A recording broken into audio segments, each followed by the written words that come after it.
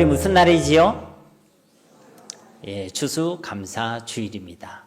교회는요, 명절이 있는 것이죠. 굳이 말하면 교회 절기가 있는데 그 중에 대표적인 절기가 바로 이 추수감사주일입니다. 추수감사주일의 역사적 유래를 알려면요, 1620년대로 거슬러 올라가야 합니다. 영국 국교회의 어떤 압제를 피해서 자유를 찾아, 신앙의 자유를 찾아 신대륙으로 이동한 청교도인들이 있었죠. 이들은 메이플라워를 타고 11월 중순이 넘어서 미국의 매사추세츠 연안에 도착해서 플라머스 지역으로 이동하게 됩니다. 근데 이제 그때 11월이니까 좀 있으면 겨울이 오지 않겠습니까? 그죠? 그 겨울을 지나면서 이들 중 절반이요, 사망하게 됩니다. 낯선 환경과 추위, 그리고 또 풍토병과 인디안들의 공격으로 인해서 사망하게 되죠. 그런데 그 하나님의 은혜로요, 이듬해 그들은요, 마침내 곡식을 거둘 수 있게 되어졌습니다. 그 수확의 기쁨을 가지고 하나님의 은혜에 감사하는 절기가 바로 미국의 추수감사절이었고, 또 이것이 미국 선교사님들을 통해서 우리에게도 전해지면서 우리는 11월 셋째 주 주일날 오늘 이 시간과 같이 추수감사주일을 지키게 된 것이죠. 그럼 이것이 역사적 근거만 있는 것이 아니라 우리가 성경적인 근거도 찾아볼 수 있습니다. 이 추수감사주일과 가장 유사한 절기가요, 바로 이스라엘의 3대 명절 중 하나인 수장절입니다. 혹시 수장절의 다른 이름을 알고 계십니까? 네, 네가 얘기해라. 그런 얘기죠. 수장절의 다른 이름은요, 초막절과 장막절입니다. 같은 수장절이라고만 하면 별로 안 헷갈릴 건데, 또 어떨 때는 초막절을 했다가, 어떨 때는 장막절을 했다가, 어떨 때는 또 수장절이라고 부른다는 것이죠. 근데 이렇게 다르게 부르는 이유는요, 이것이 절기가 무엇과 관련되어 있는가에 따라서 그 절기를 명명하는 것이 달라지기 때문입니다. 먼저 이스라엘의 출애굽 사건과 관련해서 부를 때는요, 이 절기를 초막절 또는 장막절이라고 부릅니다. 이 초막절과 장막절은 그들의 이스라엘의 그 광야 생활, 출애굽 사건과 광야 생활을 기념하는 절기인 것이죠. 레위기 23장 42절 43절 말씀에 보면, 너희는 이레 동안 초막에 거주하되 이스라엘에서 난 자는 다 초막에 거주할지니 이는 내가 이스라엘 자손을 애굽 땅에서 인도하여 내던 때에 초막에 거주하게 한 줄을 너희 대대로 알게 함이니라. 나는 너희의 하나님 여호와니라. 즉 이스라엘 백성들이 출애굽해서 그들이 광야에서 초막을 짓고 살아가던 그때 그것을 기억하고 기념하라는 것입니다. 여기에는 두 가지 의미가 있는 것이죠. 첫째는 그 척박한 광야 땅에서 그들을 입히시고 먹이시고 지키시고 보호해 주신 분, 그 광야에서 구름 기둥과 불 기둥으로 그들과 함께 하시고 그들을 인도하여 주신 분이 바로 여호와 하나님이셨음을 기억하라는 것입니다. 즉 이스라엘 백성들이 그 척박한 광야 땅에서 살아남을 수 있었던 것은 그들의 힘이 아니라 하나님의 은혜란 것이죠. 그것을 착각하지 말고 기억하라는 것입니다. 오늘 우리가 살아있을 수 있음은 우연이 아니고 우리의 힘이 아닙니다. 그것이 착각인 것이죠. 다 하나님의 은혜인 줄 믿습니다. 그래서 우리가 찬양했지 않습니까? 지금까지 지내온 모든 것은 다 하나님의 은혜입니다. 또 이 초막절 장막절의 두 번째 의미는요, 그 광야 땅에서 나그네 되었던 그때를 기억하라는 것입니다. 즉 이 땅에서 우리 하나님의 백성의 삶의 본질이 바로 나그네 삶이란 것을 기억하라는 것이죠. 초막과 장막 그 표현 그대로 이스라엘 백성들은 그 광야 땅에서 멋들어진 집을 짓고 지낸 것이 아닙니다. 쉽게 말씀드리자면요, 그들은 광야에서 하우스를 짓고 그 안을 꾸미고 장식하며 살아간 것이 아니라 임시 천막, 텐트를 세우고 그 안에서 거주하고 지냈다는 것입니다. 이것은요, 그럴 수밖에 없었습니다. 왜 그렇습니까? 언제 구름기둥이 이동할지, 언제 불기둥이 이동할지 모르기 때문인 것입니다.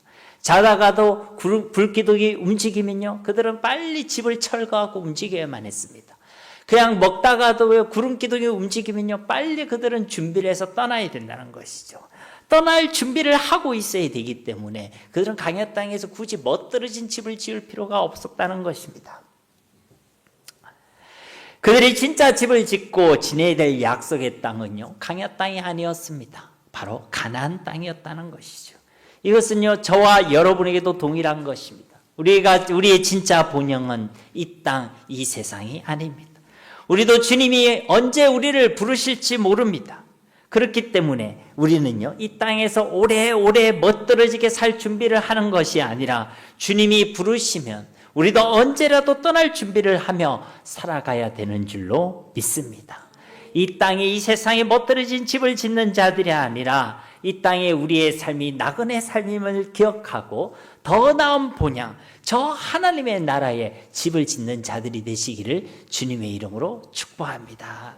한때요, 제 어떤 포털 사이트의 아이디가요, 하늘 목수였습니다. 그래서 제가 그것으로 다른 카페에 가입했더니요, 저한테 뭐라고 질문하냐면, 혹시 직업이 목수세요? 이렇게 얘기하더라고요. 근데 저는 그걸 어떤 의미로 지었냐면, 우리는 하늘의 집을 짓는 자들이다. 저뿐만 아니라 저와 여러분 모두가 이런 하늘 목수로서 하늘의 집을 짓는 그런 지혜와 믿음과 신앙이 있게 되기를 다시 한번 주님의 이름으로 축복합니다. 이것이 바로 초막절과 장막절의 의미란 것이죠. 반면에 수장절이라는 이 표현은요, 이스라엘의 농경생활과 관련된 표현입니다.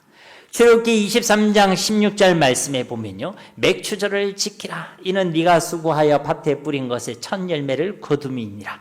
수장절을 지키라. 이는 네가 수고하여 이룬 것을 연말에서 밭에서부터 거두어 저장함이니라. 그러니까 이 수장절은 한 해 동안 수고하여 이룬 것을 연말에 밭에서부터 거두고 저장하게 됨을 감사하는 절기라는 것이죠. 표현 그대로 거두고 저장한다 해서 수장절이라고 이야기하는 것입니다.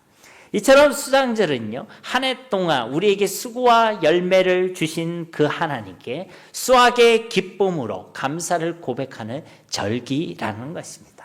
한마디로 한 해를 지나면서 그 한 해를 살아가게 하신 그 모든 것이 다 하나님의 은혜라는 것입니다. 감사의 절기라는 것이죠. 오늘 이 추수감사주의를 맞이하여 오늘도 우리에게 주시는 말씀을 통하여 우리 가운데 감사가 회복되어지는 시간이 되기를 주님의 이름으로 축복합니다. 오늘 본문 말씀 16절 말씀에 보면요, 내가 들었으므로 내 창자가 흔들렸고 그 목소리로 말미암아 내 입술이 떨렸도다. 무리가 우리를 치러 올라오는 환난날을 내가 기다림으로 썩이는 것이 내 뼈에 들어왔으며 내 몸은 내 초소에서 떨리는도다. 지금 하박국 선지자가 뭐라고 이야기하고 있습니까? 내가 들었다. 무엇을 들었다는 것입니까? 무리가 우리를 치러 올라오는 환난에 대하여 들었다. 여기서 이 무리라는 것은요, 이 바벨론을 의미하는 것입니다. 하박국 선지자는요, 북이스라엘이 멸망하고 난 뒤에, 그리고 남유대가 멸망하기 그 전, 바로 그 7세기, BC 7세기 초, 그리고 6세기 말경에 활동했던 선지자입니다. 그러니까 조금 있으면요, 바벨론에 의해서 이스라엘, 남유다가요, 완전히 멸망하게 되는 것을 눈앞에 목도하고 있는 상황이란 것이죠. 즉, 이스라엘의 멸망에 대해서 그 하나님의 맹렬한 심판으로 인해서 닥치게 될 큰 위기와 환난과 그 심각함에 대해서 들었다는 것입니다. 이미 이 하박국은요, 그것을 보고 있고 알고 있다는 것이죠. 그래서요, 표현하기를 내 창자가 흔들리고 있다. 그 목소리로 말미암아 내 입술이 떨렸도다. 썩이는 것이 내 뼈에 들어왔으므로 내 몸은 내 초소에서 떨리는도다. 한마디로 눈앞에 다가온 그 어려운 위기의 현실과 상황으로 말미암아 두려움과 불안과 공포로 벌벌 떨고 있다는 것입니다. 사랑하는 성도님 여러분, 우리가요, 보이는 상황과 현실만 바라본다면 그것에 우리의 감사의 기준을 두는 사람은요, 온전한 감사의 삶을 살아낼 수가 없습니다. 설교를 준비하고 있는데 유튜브에서 한 영상을 봤어요. 우리나라 근대의 역사적 그 환경에 따라 행복의 기준이 바뀌어 왔다는 것입니다. 1900년대 초반에는요, 일제강점기를 지나고 해방을 맞이하면서 그때는 행복의 기준이 뭐였냐면 끼니를 거르지 않는 삶, 배고프지 않는 삶이 행복의 기준이었다는 거예요. 그래서 그때는 인사가 뭐였습니까? 식사하셨습니까? 그렇게 인사했다는 것이죠. 1900년 중반기에 6.25 전쟁 이후에는요, 전쟁 이후 이제 빨리 나라를 부흥시켜야 되고 또 산업화의 가속도가 붙으면서 그때 행복의 기준은 뭐였냐면 많이 가지고 많이 누리자. 얼마나 많은 것을 가졌는가가 행복의 기준이었다는 것입니다. 2000년대에 들어오면서요, 이제는 조금 살만해지니까 많이 가지는 것보다는 이양 가지는 것, 이양 먹는 것, 더 좋고 더 건강한 것을 추구하는 이른바 웰빙이 행복의 기준이 되었다는 것이죠. 그때 그래서 한때 웰빙 식품회가 선풍적인 인기가 있었죠. 2010년대에 와서는요, 행복은 미래가 아니라 현재야 라고 외치는 욜로라는 것이 행복의 기준이 되었습니다. 여러분은 욜로 압니까? 욜로 오세요를 아시죠? 욜로라는 것은요, You Only Live Once의 약자입니다. 인생은 오직 한 번뿐 현재를 즐기라는 것이죠. 즉 미래는 다가오지 않을 거니까 그거 걱정하지 말고 지금 현재를 즐기라는 것입니다. 그래서 얼마나 이 현재를 즐기고 있는가가 행복의 기준이 되었다는 것이죠. 이 행복의 기준은요, 지금도 바뀌어지고 있다는 것입니다. 비록 시대별로 이렇게 행복의 기준이 바뀌어졌지만 그 가운데요, 공통점이 있습니다. 무엇입니까? 현실과 나의 초점이 맞춰져 있다는 것이죠. 나의 현실은 배부른가? 그러면 행복할 수 있다는 것입니다. 나의 현실은 많은 것을 소유하고 있는가? 그러면 행복할 수 있다는 것입니다. 나의 현실은 더 건강한 것, 더 좋은 것을 누리고 있는가? 그러면 행복할 수 있다는 것입니다. 나의 현실은 지금을 충분히 즐기고 있는가? 욜로를 즐기고 있는가? 그러면요, 행복할 수 있다는 것입니다. 그러니까 현실에 문제가 있거나 나에게 문제가 있으면 결코 행복할 수 없다. 이것이요, 세상이 말하는 행복의 기준이란 것이죠. 이런 기준으로 볼 때 오늘 말씀 이 하박국 선지자는요, 행복할 수 없습니다. 그렇죠? 감사할 수 없습니다. 그가 직면하고 있는 이 현실과 상황, 그리고 그 속에서 두려워하고 공포에 떨고 있는 자신에게만 기준을 둔다면요, 그는 결코 행복할 수 없다는 것입니다. 기뻐할 수도, 즐거워할 수도, 감사할 수도 없다는 것이죠. 그런데요, 성경을 가만히 보면요, 성경은요, 그 기준이 변한다고 말하고 있지 않습니다. 어떤 시대이거나 기준은 똑같다는 것이죠. 그 기준은 무엇입니까? 바로 하나님과의 관계에 있는 줄 믿습니다. 그 하나님과의 관계에 온전하면요, 우리의 믿음과 신앙에서 주어지는 것이죠. 우리의 믿음이 어떠한가가요, 사실은요, 행복을 결정하는 것입니다. 우리의 믿음이 어떠한가가요, 우리가 감사할 수 있는 삶을 살아낼 수 있느냐 없느냐를 결정하게 된다는 것입니다. 오늘 설교의 제목이요, 감사하는 신앙, 감사하는 삶입니다. 그런데 이 두 개는요, 관계가 있어요. 어떤 관계가 있냐? 오늘 설교의 결론이기도 하지만 감사하는 신앙이 있어야지만 감사하는 삶을 살게 되는 줄로 믿습니다. 여러분, 성경이 말하고 있는 감사의 삶은요, 환경에 따라, 상황에 따라, 내 모습에 따라 해도 되고 안 해도 되고 하는 그런 문제가 아닙니다. 감사하는 삶은요, 이 땅을 살아가는 모든 주의 백성들에게 주신 하나님의 명령이고 하나님의 뜻인 줄 믿습니다. 데살로니가전서 5장 18절 말씀 우리 함께 한번 봉독해 보겠습니다. 범사에 감사하라. 이것이 그리스도 예수 안에서 너희를 향하신 하나님의 뜻이니라. 아멘. 언제 감사하라고 말씀하십니까? 범사에. 범사에란 말은 무슨 말입니까? 네, 모든 일에, 모든 시간에, 모든 경우에 감사하라는 것입니다. 그러니까 감사가요, 왔다 갔다 하지 말라는 거예요. 현실이 좀 괜찮아지면 감사합니다 했다가 현실이 조금 안 좋아지면 감사 못하고 그러지 말라는 것입니다. 그것은요, 세상 사람들도 다 하는 감사예요. 왜 못하겠습니까? 얼마 전 우리가 수능을 쳤지 않습니까? 그죠? 수능 친 친구들 얼마나 고생했겠습니까? 근데 수능을 쳤는데 자기는 그렇게 생각 안 했는데 만점 받았다. 감사할까요? 감사 안 할까요? 그래도 뭔가 감사하려고 하겠죠. 그런데요, 자기는 평소에 성적이 잘 나오는데요, 그날 따라 전문용어로 죽을 쐈다. 그러면 감사할까요? 감사 못할까요? 감사는 생각도 못하게 되는 것이죠. 그러니까 세상 사람들은요, 있을 땐 감사하고 없으면 감사 못하고, 그거는요 다 하는 겁니다.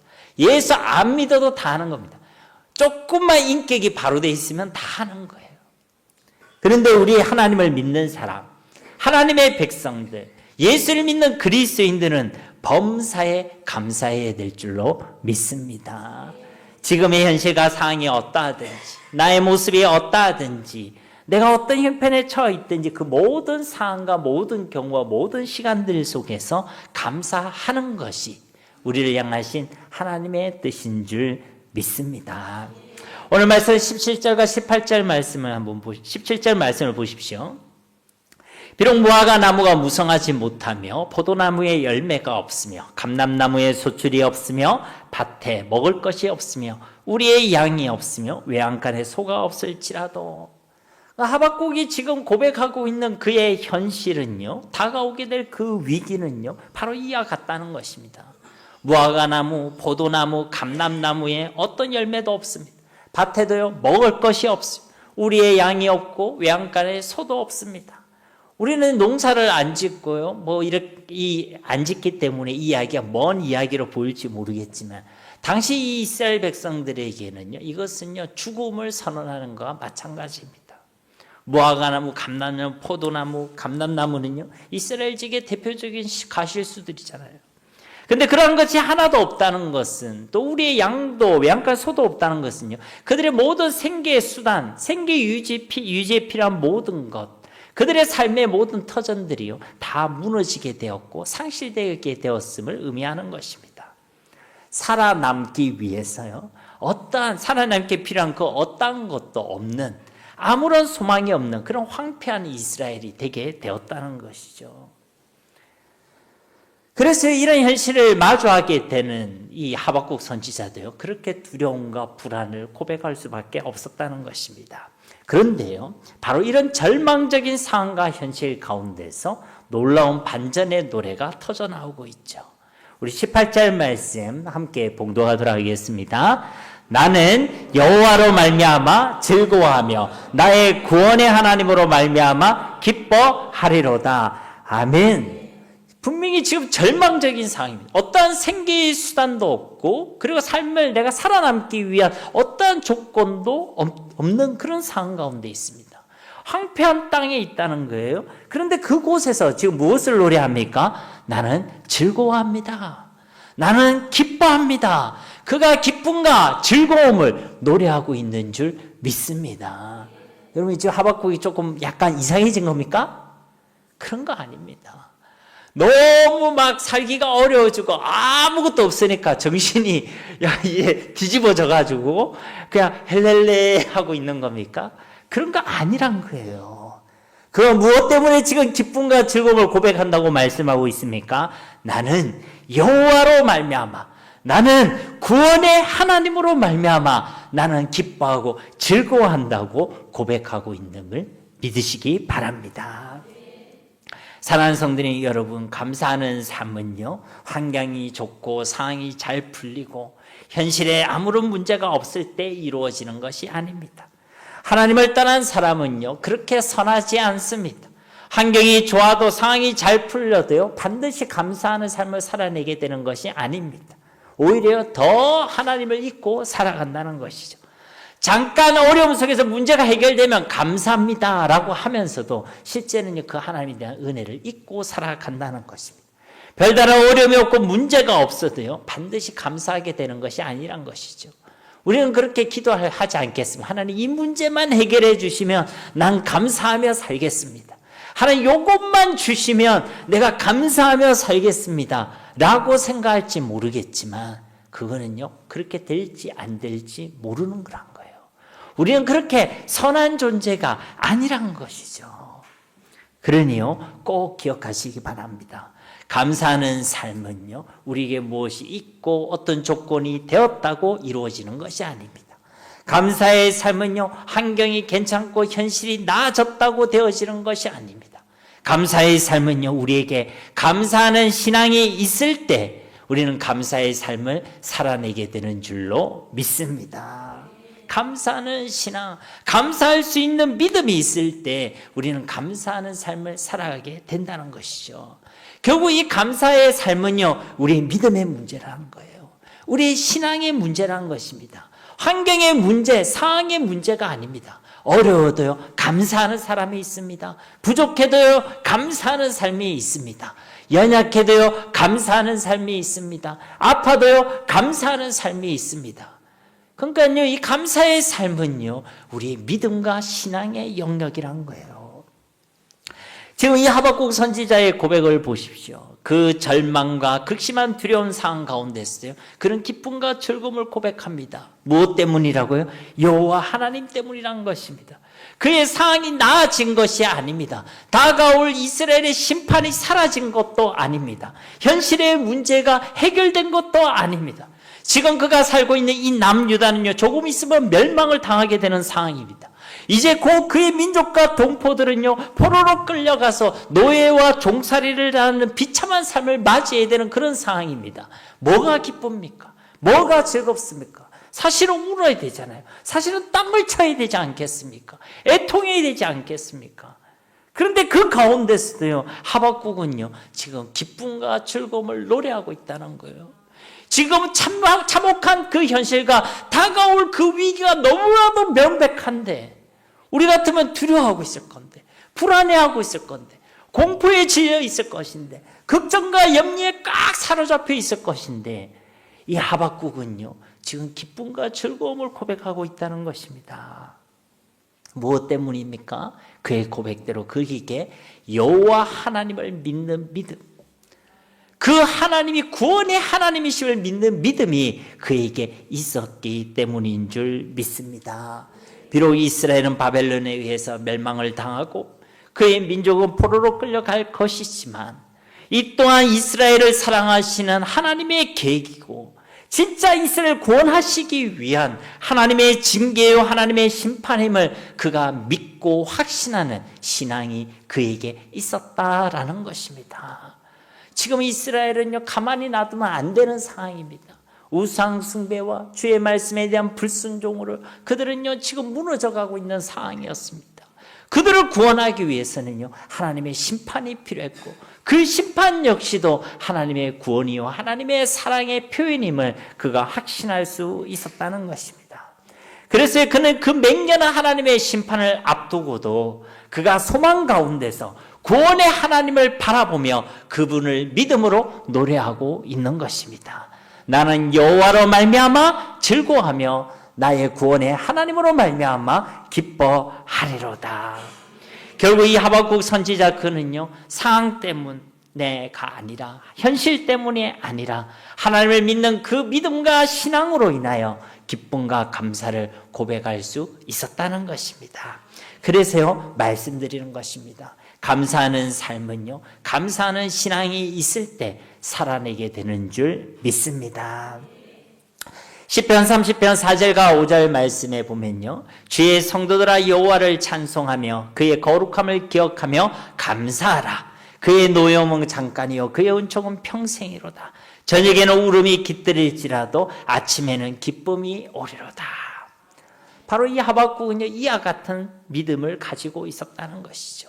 하나님의 노여움은 잠깐이지만 그의 은총은 평생이로다. 지금은 울음이 깃들일지라도 장차 우리 가운데 기쁨이 오리로다. 이런 믿음을 바로 하박국 선지자가 가지고 있었는 줄 믿습니다. 여러분, 저녁에 울음에만 머물러 있는 사람은요, 상황과 현실에만 머물러 있는 사람은요, 결코 감사의 삶을 살아낼 수가 없습니다. 그러나 여호와 하나님에 대한 신앙이 있는 사람, 그분의 영원한 은총을 알고 있는 사람, 그런 감사의 신앙을 가진 사람은요, 감사의 삶을 반드시 살아내게 된다는 것입니다. 만약 우리의 삶 가운데 감사가 없다면, 감사하는 삶이 없다면, 환경과 상황 때문이라고 하지 마시고, 지금의 현실 때문이라고 하지 마시고, 우리의 믿음을 점검하시기 바랍니다. 앞서도 말씀드렸지만, 우리는 환경이 좋아지고 상황이 나아지고 일이 술술 풀리면 그럼 우리가 감사할 것 같지요. 근데 우리만의 생각이라는 것입니다. 그러나 아무도 모르는 거예요. 이스라엘 백성들이 가나안 땅에 가서 하나님을 경외하겠다고 그렇게 얘기했지 않습니까? 이 강야 생활만 끝내주시면, 우리가 저 강야 땅에 가기만, 저 가나안 땅에만 가기만 하면 경외할 것입니다. 그렇게 다짐했는지 모르겠지만, 그래서 하나님께서는 하나님의 은혜를 잊지 말고 경고의 말씀도 주셨지만, 그들은요 가나안 땅에 도착하자마자 여호와 하나님을 잊었습니다. 그러니까 아무도 모르는 거예요. 우리에게 감사하는 신앙이 없으면요 우리는 감사하는 삶을 살아낼 수가 없습니다. 어떤 환경과 어떤 상황 속에도 감사할 수 없다는 것이죠. 반대로 우리 가운데 감사하는 신앙이 있다면 저녁에 울어야 될 그 상황 속에서도, 아니면 기쁨을 맞이할 수 있는 그 아침이라는 상황 가운데서도 우리는 반드시 감사의 삶을 살아내게 되는 줄 믿습니다. 그러면 감사할 수 있는 신앙이 어떤 신앙입니까? 우리가 어떤 믿음을 가져야 되고 무엇에 대해 우리가 감사할 수 있어야 됩니까? 가장 먼저 오늘 이 하박국 선지자의 고백처럼 나는 구원의 하나님으로 말미암아 기뻐하리로다. 우리를 구원해 주신 하나님께 대하여 감사하는 신앙을 가져야 될 줄 믿습니다. 여러분, 감사를 생각할 때마다요 저는 제게 베푸신 하나님의 은혜가 무엇인지를 생각해 보게 됩니다. 오늘도 우리가 셀 공동체를 통해 우리에게 주신 그 감사의 제목들을 나누는 시간을 가지겠지만 그 생각하게 되거든요. 근데 가장 먼저 드는 생각이 뭐냐면, 내가 하나님의 이 은혜와 사랑을 받을 자격이 과연 있는가? 내가 하나님의 이 구원의 은총을 받을 만한 그런 자격이 내게 있는가? 내 그런 선함과 그런 의로움과 그런 거룩함이 나에게 있는가? 아무리 생각해봐도요 저에겐 자격이 없습니다. 우리에게는 그 하나님의 구원과 창조주 하나님의 사랑을 받을 만한 자격이 없다는 것입니다. 그 어떤 의로움도, 그 어떤 잘남도, 그 어떤 선함도요 우리에게는 없다는 것이죠. 그런데 이런 우리를 하나님께서는요 사랑하여 주신 줄 믿습니다. 우리는 죄 가운데 있고, 우리는 연약한 가운데 있고, 우리는 하나님과 원수되어 있을 그때에 하나님께서 친히 이 땅에 사람으로 오시고 그 아들 독생자 예수 그리스도를 이 땅에 보내어 주시고 우리를 위하여 십자가에서 죽으시고 고난받으시고 그리고 부활하심을 통하여 저와 여러분을 하나님의 자녀로 구원해 주신 줄 믿습니다. 진짜 웬 떡이냐가 아니라 웬 은혜입니까? 진짜 웬 사랑입니까? 그 이해하지 못할 하나님의 그 놀라운 사랑으로요 저와 여러분이 구원을 받게 되었다는 것입니다. 우리의 노력과 우리의 의로움의 대가가 아니라 100% 하나님의 은혜로, 100% 하나님의 사랑으로 하나님께서 이것을 은혜로 선물로 주신 줄 믿습니다. 우리가요 물에 빠져 죽어갔다고 생각해 봅시다. 그때 누군가 우리를 건져주면요 우리가 그에게 일평생 감사하지 않겠습니까? 근데 우리를 건지다가 만약 그 사람이 나 대신 죽게 되었다, 내가 그를 잊을 수 있겠습니까? 잊지 못하죠. 어떻게 그 은혜를, 그 사람을 잊을 수 있겠습니까? 일평생 감사하며 그 은혜를 갚으려고 하지 않겠습니까? 사람이 나에게 은혜를 그렇게 베풀어도 이와 같을진데, 창조주 하나님께서 우리를 위해 이 땅에 오시고 우리를 위해 십자가에서 죽으시고 이 놀라운 희생과 사랑을 주셨다. 어찌 그분을 잊을 수 있겠느냐는 것이죠. 어찌 감사하지 않을 수 있겠느냐는 것이죠. 이 두 사건의 차이가 있다면, 하나는 실제로 내가 경험한 일, 하나는 굳이 말하면 나의 믿음의 영역인 것입니다. 만약 이러한 차이로 인해서 우리가 받은 그 구원의 은혜에 대하여 우리가 감격하지 못하고 감사하지 못한다면요 우리의 믿음을 점검해야 하는 것이에요. 왜냐하면 히브리서 말씀대로 믿음은요 바라는 것들의 실상이고 보이지 않는 것들의 증거이기 때문에 그런 줄로 믿습니다. 안 보이니까 잘 못 느끼고, 안 보이니까 아니라고 생각하고, 안 보이니까 잊고 살아가고, 그거는요 믿음의 영역이란 거예요. 믿음은요 보이지 않지만 그것을 실체와 사실로 경험하고 믿고 확신하는 것이 믿음인 줄 믿습니다. 그러면 이런 믿음이 있는 사람은요 영원한 구원으로 인해 영원한 감사의 삶을 살아가게 된다는 것이죠. 시편 6편 4절 5절 말씀에 여호와여 돌아와 나의 영혼을 건지시며 주의 사랑으로 나를 구원하소서. 사망 중에서는 주를 기억하는 일이 없사오니 스올에서 주께 감사할 자 누구리까? 이 말씀은 우리에게 무엇을 말씀하고 있냐면요 사망 중에는요 감사할 수 없다는 거예요. 스올에 있는 중에는요 감사할 수 있는 사람이 없다는 것입니다.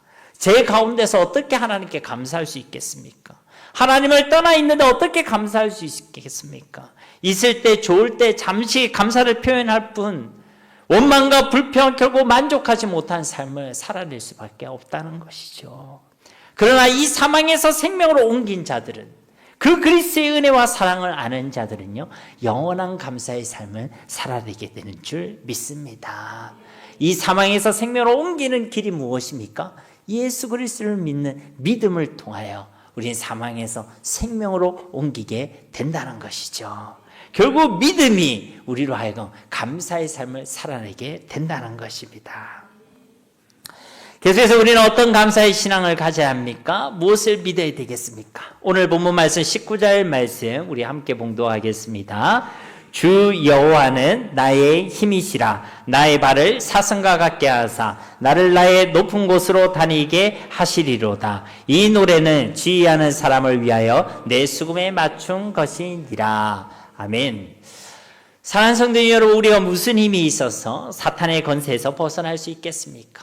죄의 권세에서 우리가 무슨 힘이 있다고 해방될 수 있겠습니까? 우리 삶에 찾아오는 그 두려움과 불안과 염려와 걱정과 낙심에서 우리가 무슨 실력이 있어서 벗어날 수 있겠습니까? 지금도요, 귀신의 권세에 대해서 두려워하는 사람들이 많이 있습니다. 이사도요, 마음대로 못 다닙니다. 사람도요, 마음대로 못 만납니다. 연애도요, 마음대로 못 하죠. 결혼도요, 마음대로 하지 못합니다. 집에 못을 박는 것도요, 벌벌 떨면서 박는 사람들도 있습니다. 그 귀신이 아니더라도요, 어떤 환경에, 아니면 상황에, 아니면 어떤 사건에, 어떤 사람에 대하여 이 하박국과 같이 벌벌 떨고 두려워하는 경우가 있다는 것입니다. 그런 삶으로는요, 하나님께 감사할 수 없습니다. 두려움과 불안에 사로잡힌 삶으로는요, 하나님께 감사할 수 없다는 것이죠. 바로 그때 우리는요, 오늘 이 하박국 선지자 이 19절 말씀의 고백을 기억해야 하는 것입니다. 주 여호와는 나의 힘이라. 아멘이십니까? 나는 그 두려움과 그 사탄의 권세에서 나는 벗어날 수가 없습니다. 그러나 하나님은 나의 힘이 되시는 줄 믿습니다. 이것은요, 하나님을 믿고 의지한다는 것입니다. 그 두려움의 상황 가운데, 그 영적 문제 가운데서요, 자기 자신이나 세상의 그 무엇이 아니라 나는 하나님을 믿고 하나님을 의지한다는 것입니다. 하나님만을 나의 힘으로 삼고 하나님 나의 힘이 되어 주신다는 것입니다. 이런 믿음과 신앙이 있는 사람은 나의 발을 사슴과 같게 하사 나를 나의 높은 곳으로 다니게 하시리로다. 그 두려움의 상황으로부터, 그 고통의 상황으로부터요, 사탄의 권세에서 사슴과 같이 자유롭게 되는 줄 믿습니다. 이기고 승리하며 저 높은 천국을 누리는 삶의 주인공이 되게 하신다는 것이죠. 문제가 해결되어서가 아니라 이런 믿음과 신앙을 가지고 있는 사람이 결국은요, 이기고 승리하게 된다는 것입니다. 시편 18편 48절과 49절 말씀에도 주께서 나를 내 원수들에게서 구조하시니 주께서 나를 대적하는 자들의 위에 나를 높이 드시고 나를 포악한 자에게서 건지시나이다. 여호와여, 이름으로 내가 이방 나라들 중에서 주께 감사하며 주의 이름을 찬송하리이다. 아멘. 그러니까 그 두려움 가운데서 그 원수들에게서 건져내어 주셨음을 믿고 확신하고 누리는 사람은요, 감사하게 되어 있다는 것입니다. 하나님의 아들이 나타난 것은 마귀의 일을 멸하려 하심이라. 내가 세상을 이기었노라. 우리 하나님은 이기고 승리하신 하나님이신 줄 믿습니다. 이 예수님이 다 이기셨기 때문에 우리가 그분을 믿을 때 그분의 승리를 누릴 수 있다는 것이죠. 이제 예수님의 이름으로 이겨보자가 아니라 이 예수님께서 십자가 부활을 통해서 이미 이기셨다는 것입니다. 우리가 예수를 믿는다는 것은요, 그 주님이 이루신 그 승리를 믿음을 통하여 우리가 누리게 되는 일인 줄 믿습니다. 그래서 우리가 찬송 부르잖아요. 승리는 내 것일세, 승리는 내 것일세. 그 승리는 누구의 승리입니까? 예수님의 승리입니다. 예수 이겼네, 예수 이겼네, 예수 사탄을 이겼네. 그 주님의 승리를요, 내 것으로 누리게 되는 것이 바로 믿음이란 것이죠. 이런 믿음을 가진 사람은요, 어떤 상황과 원수들의 핍박과 유혹 속에서도 반드시 이기고 승리하고 감사의 삶을 살아내게 되는 줄로 믿습니다. 시편 136편 23절과 26절 말씀에 보면요, 23절에 우리를 비천한 가운데서 기억해 주신 이에게 감사하라. 그 인자하심이 영원함이로다. 그러니까 우리가 비천한 가운데 있을 그때에 하나님께서 우리를 기억하시고 불러내어 주셨다는 것입니다. 놔두면 죄와 사망과 멸망 가운데서 죽어야만 하는 그 인생들을요, 그런 비참한 인생 가운데 우리를 기억해 주시고 불러주셨다는 것이죠. 그것에 대하여 감사하라는 것입니다. 24절에 우리를 우리의 대적에게서 건지신 이에게 감사하라. 그 인자하심이 영원함이로다. 우리를 그 원수 마귀의 손에서 건져주신 이에게 감사하라는 것입니다. 25절에 모든 육체에게 먹을 것을 주신 이에게 감사하라. 그 인자하심이 영원함이로다. 우리에게 육체에 먹을 것을 주신 하나님께 감사하시기 바랍니다. 오늘을 살아가게 하신 분도요, 하나님이십니다. 어제 우리가 자는 도중에도요, 우리 숨을 하나님께서 걷어 가실 수 있었어요. 그러나 오늘을 맞이하게 하시고 오늘을 살아가게 하신 것은 하나님의 은혜인 줄 믿습니다. 오늘까지 일용할 양식을 주시고 나에게 삶을 주시고 내가 살아갈 수 있도록 공기와 양식과 모든 상황과 환경을 주신 분, 바로 그분이요, 우리 하나님이시라는 것이죠. 그것을 우연으로 생각하거나 그것이 내 노력이라고 생각하지 말라는 것입니다. 다 하나님의 은혜인 줄 믿습니다. 26절에 하늘의 하나님께 감사하라. 그 인자하심이 영원함이로다. 하나님께 감사하라는 것이죠. 이 구절들이 계속 반복되는 것이 무엇입니까? 그 인자하심이 영원함이로다. 우리를 향한 하나님의 사랑이요, 영원한 줄 믿습니다. 여기에 대한 감사의 신앙이 있는 사람은요, 영원한 감사의 삶을 살아가는 것이에요. 하나님의 사랑이 영원함에 대해서 믿고 확신하고 감사하는 신앙을 가진 사람은 하나님의 사랑이 영원하니까 우리도요, 영원한 감사의 삶을 살아가게 된다는 것이죠. 하나님께서는 태초부터 지금까지 우리를 사랑하셨습니다. 지금도 오늘도 우리를 사랑하고 계십니다. 앞으로도 영원히 우리를 사랑하여 주실 것입니다. 이것이 우리의 영원한 감사의 제목인 줄 믿습니다. 또 우리는 어떤 감사의 신앙을 가져야 합니까? 우리가 예수를 믿게 된 것도 감사한데 우리를 교회로 불러주시고 교회로 삼아주셔서 이 그리스도의 복음을 전할 수 있게 하심에 감사하는 신앙을 가지시기 바랍니다. 로마서 1장 8절 말씀에 보면 먼저 내가 예수 그리스도로 말미암아 너희 모든 사람에 관하여 내 하나님께 감사함은 너희 믿음이 온 세상에 전파됨이로다. 아멘. 이 바울이요, 내가 감사함은 무엇이 감사하다는 것입니까? 너희 믿음이 온 세상에 전파됨이로다. 우리를 통해서 예수 그리스도를 믿는 믿음이 전파되는 것이 바로 우리의 감사의 제목인 줄 믿습니다. 우리가 10월 20일 날 초청 전도주의를 보냈잖아요. 그죠? 그래서 그때요, 많은 분들이 오셨습니다. 예수를 믿지 않는 분들이 오셨습니다.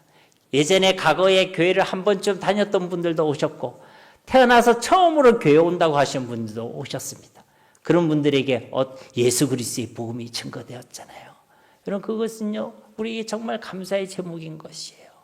제가 그날도 언제 말씀드렸지만요, 마음이 막 울컥했어요. 우리가 무엇인데 우리를 통해 예수 그리스도의 복음이 증거되게 하시고 우리가 무엇이라고 저들에게 이 세상에 가장 귀한 일, 하나님께서 가장 기뻐하시는 일, 복음이 증거되는 일을 감당하게 하셨는지 진짜 이것이 우리의 감사의 제목인 줄 믿습니다. 여러분을 통해 누군가 복음을 듣게 되었다면, 여러분을 통해 누군가 그 그리스도를 보고 나의 주로 영접하게 되었다면 그것이 일평생 우리가 감사해야 될 제목인 줄 믿습니다. 또 우리가 무엇을 감사해야 됩니까? 우리에게 믿음의 공동체를 주심에 대하여 감사하시기 바랍니다. 로마서 16장 4절 말씀에 보면 그들은 내 목숨을 위하여 자기들의 목까지도 내어놓았나니 나뿐 아니라 이방인의 모든 교회에도 그들에게 감사하느니라. 그러니까요, 이 바울에게는 내 목숨을 위하여 자기들의 목숨까지도 내어놓는 그런 믿음의 동역자들이 있었다는 것이죠. 혼자만 얼마나 외로웠겠습니까? 안 그래도 이 시대는요, 예수 믿는 것을 환영하지 않습니다. 근데 이 가운데서 함께 신앙생활하고 함께 믿음을 가지고 함께 기도하고 함께 찬양하고 함께 예배하고, 오늘도 이렇게 우리 많은 분들이 모여 계시는데요, 제가 혼자서 설교하고 있다고 칩시다. 얼마나 외롭겠습니까? 여러분들이 있어줘서 진실로 감사합니다. 여러분 옆 사람에게도 한번 인사해 봅시다. 당신이 있어서 감사합니다. 진짜 감사한 거 맞죠? 우리에게 함께 믿음의 동력자가 있다는 것은요, 정말 감사의 제목인 줄 믿습니다. 또 우리는 하나님의 나라를 우리에게 유업으로 주심에 대하여 감사하시기 바랍니다. 히브리서 12장 28절에 보면요, 그러므로 우리가 흔들리지 않는 나라를 받았은즉 은혜를 받자. 이로 말미암아 경건함과 두려움으로 하나님을 기쁘시게 섬길지니 또는 감사하자. 무엇을 감사하라는 것입니까? 흔들리지 않는 나라, 영원한 하나님의 나라를 우리가 받았은즉 감사하자는 것입니다. 로마서 8장 17절과 18절 말씀에도 자녀이면 또한 상속자고 하나님의 상속자요 그리스도와 함께한 상속자니 우리가 그와 함께 영광을 받기 위하여 고난도 함께 받아야 할 것이니라. 생각하건대 현재의 고난은 장차 우리에게 나타날 영광과 비교할 수 없도다. 그러니까 현재의 고난은요, 장차 우리에게 나타날 영광, 하나님의 자녀에게 반드시 주시는 그 하나님의 나라의 유업에 비하면요, 비교할 수가 없다는 것입니다. 이런 신앙을 가진 사람은 현재 어떤 일, 현재 어떤 상황으로 인해서요, 감사하지 못하는 삶을 살아가지 않게 된다는 것이죠. 어떤 상황 가운데서도 하나님 나라에 대한 그 소망과 바라볼 그 영광에 대한 소망으로 범사에 감사하는 삶을 살아내게 되는 줄로 믿습니다. 마지막으로 우리는요, 왜 감사하는 삶을 살아내야 합니까? 디모데후서 3장 2절 말씀에 보면요, 사람들이 자기를 사랑하며 돈을 사랑하며 자랑하며 교만하며 비방하며 부모를 거역하며 감사하지 아니하며 거룩하지 아니하며 마지막 때가 다가오면 다가올수록 이 시대가 악하면 악해질수록 시대의 특징 중 하나가요, 감사하지 않는다는 것입니다. 감사가 없어진다는 것이에요. 그러므로 마지막 때를 살아가는 그리스도인의 가장 분명한 증거, 믿음의 증거는요, 바로 감사하는 삶인 줄 믿습니다. 감사하는 삶을 통해 내 속에 예수 그리스도가 있음을 나타낼 수가 있다는 것입니다. 이 마지막 때를 이기고 승리하는 길도요, 바로 감사의 삶인 줄 믿습니다. 골로새서 4장 2절 말씀 우리 함께 봉독해 보겠습니다. 기도를 계속하고 기도에 감사함으로 깨어 있으라. 아멘. 그러니까 기도하는 그 시간, 그 기도의 시간을 통해 감사하는 그 시간이에요. 그 우리가 영적으로 깨어 있는 시간이란 것입니다. 그래서요, 감사하라는 것입니다. 우리가 감사하지 않으면요, 그것은요, 영적으로 잠을 자는 것과 똑같다는 것이죠. 그리고 바로 그때 그 틈을요, 마귀는 귀신이죠. 귀신같이 파고드는 거예요. 감사치 않으면요, 영적으로 잠들어 있다는 것입니다. 감사치 않으면요, 우리가 영적으로 무장해제하고 있다는 것이에요. 그래서 마귀가 딱 노려보고 있다가 감사치 않는 우리에게 원망을 가져다 줍니다. 낙심을 가져다 줍니다. 교만을 가져다 줍니다. 욕심과 정욕을 가져다 줍니다. 세상을 부어주는 것이죠. 그렇게 우리를요, 시험하고 무너뜨리려 한다는 것입니다. 여러분이 언제 시험 들었는지 한번 생각해 보세요. 그때요, 틀림없이 감사가 없을 때였을 것입니다. 그러므로 저와 여러분요, 감사하는 신앙, 감사하는 삶으로 항상 깨어있는 자가 되어야 할 줄 믿습니다. 고린도후서 4장 15절 말씀에 이는 모든 것이 너희를 위함이니 많은 사람의 감사로 말미암아 은혜가 다하여 넘쳐서 하나님께 영광을 돌리게 하려 함이라. 감사하는 곳에 무엇이 넘친다고 합니까? 하나님의 은혜가 더하여 넘치는 줄 믿습니다. 감사가 넘치는 곳에 은혜가 넘치고 은혜가 넘치는 곳에 감사가 넘치게 된다는 것입니다. 그래서 우리는요, 감사하는 삶을 살아가야 하는 것이에요. 하나님께서 주신 은혜가 있을 때, 감사할 때 그 은혜가 더하여지고 더 풍성해지고 넘치게 될 줄 믿습니다. 그러므로 우리는요, 진짜 감사하는 신앙으로, 진짜 감사하는 삶을 살아내야 한다는 것입니다. 시편 100편 2절 말씀에 보면 기쁨으로 여호와를 섬기며 노래하면서 그의 앞에 나아갈지어다. 하나님을 섬길 때 어떻게 섬기라고 합니까? 기쁨으로 섬겨라. 이어진 시편 100편 4절 말씀에 보면요, 감사함으로 그의 문에 들어가며 찬송함으로 그의 궁정에 들어가서 그에게 감사하며 그의 이름을 송축할지어다. 그러니까 이 문에 들어간다는 표현을 했지만 이건 주님의 일을 이야기하는 것이거든요. 예배를 의미하는 것입니다. 모든 하나님의 일을 할 때 감사함으로 그 문에 들어가 감사함으로 하시기 바랍니다. 모든 일을 하는 중에도 그의 궁정에 들어가서 그에게 감사하며 감사하시기 바랍니다. 시작할 때도 감사함으로 하시고 그것을 감당하고 진행할 때도 감사함으로 하시고 그것을 마치고 끝나고 나서도 감사함을 고백하시기 바랍니다. 예배도 찬양도 봉사도 그 어떤 헌신도 감사함으로 하는 것이 바로 하나님의 뜻이라는 것이죠. 우리의 모든 일상과 우리에게 주어진 그 모든 일들을 감당할 때도요, 감사함으로 들어가서 그 가운데서 하나님께 감사하시기 바랍니다.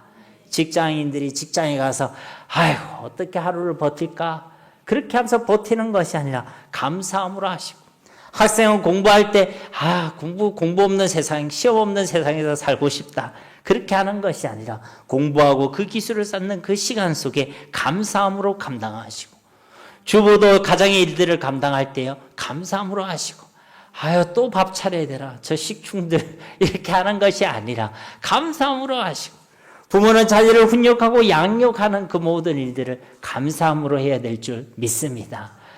내가 다시는 알을 키우나 두고 보자 그러는 것이 아니라 감사함으로 그것을 감당해야 한다는 것이죠. 빌립보서 4장 6절 말씀에도 아무것도 염려하지 말고 다만 모든 일에 기도와 간구로 너희 구할 것을 어떻게? 감사함으로 하나님께 아뢰라. 기도도요 감사함으로 아뢰라는 것입니다. 그것도 기도는 어떤 기도예요? 모든 일들을 두고 기도할 때 하나님께 감사함으로 아뢰시기 바랍니다. 우리 마지막으로 골로새서 3장 15절 17절 말씀, 3절 말씀 우리 함께 봉독하겠습니다.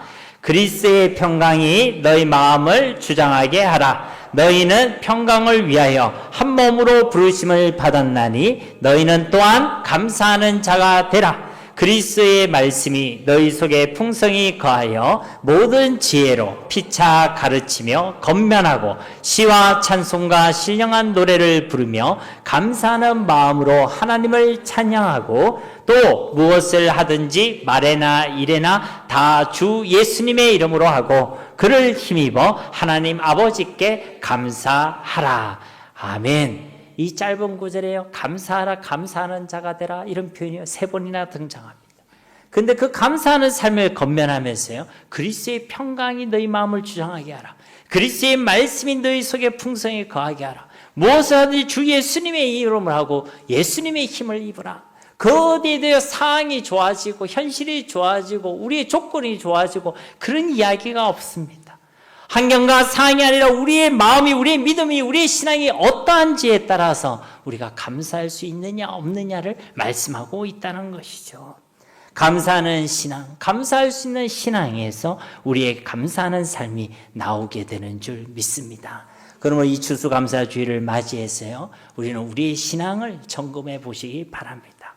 우리에게 무화과나무 잎이 마르고 포도 열매가 없고 감람나무도 없고 우리의 양과 외양간다 소가 없는 그와 같은 상황이 주어진다 할지라도 그 가운데서 우리에게는 여호와 하나님, 구원의 하나님을 바라볼 수 있는 신앙이 있는지, 그리하여 기뻐하며 즐거워하고 감사할 수 있는 신앙이 있는지 꼭 점검해 보시기 바랍니다. 진짜 위기는 열매 없음이 아닙니다. 진짜 위기는 우리 가운데 감사하는 신앙, 감사의 삶이 없는 것이 우리의 진짜 위기라는 것입니다.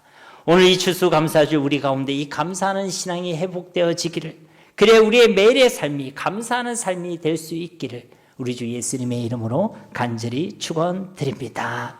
우리 말씀을 기억하시면서 함께 기도하기를 원합니다. 이 감사를 잃어버린 이 시대 가운데서 우리가 감사하는 자가 되길 원합니다.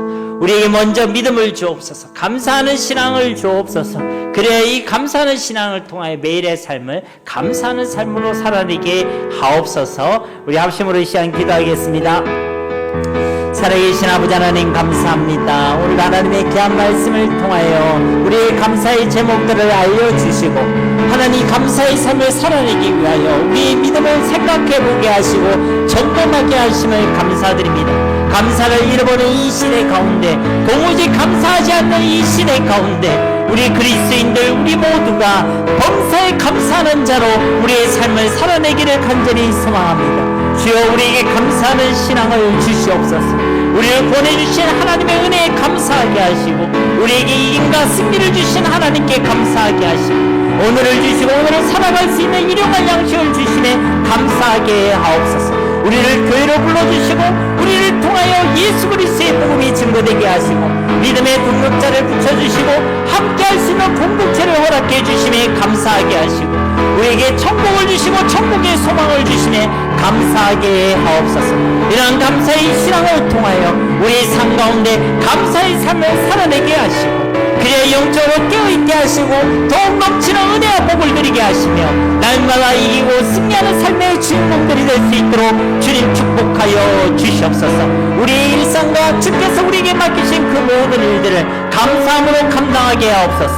감사함으로 시작하게 하시고 감사함으로 진행하게 하시고 그 모든 일들 속에서 감사를 고백하는 자들 되어지게 하옵소서. 범사에 감사할 수 있는 모든 주의 백성들이 되게 하실 줄 믿고 감사드리며 예수님의 이름으로 간절히 기도드립니다.